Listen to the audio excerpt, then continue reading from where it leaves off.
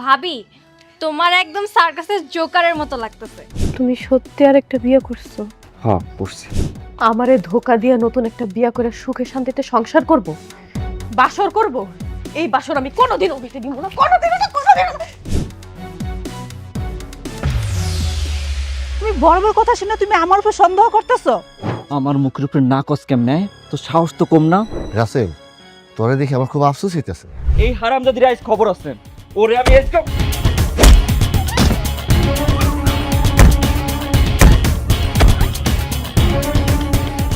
শোনো বৌমা, তুমি না এই বাড়ি ছেড়ে চলে যাও। না।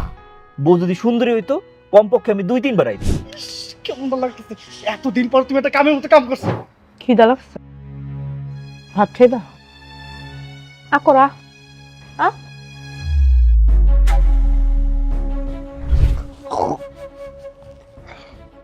আরে আর কষ্ট দিও না, কষ্ট না দিয়ে তুমি আমার বাইরে ভালো।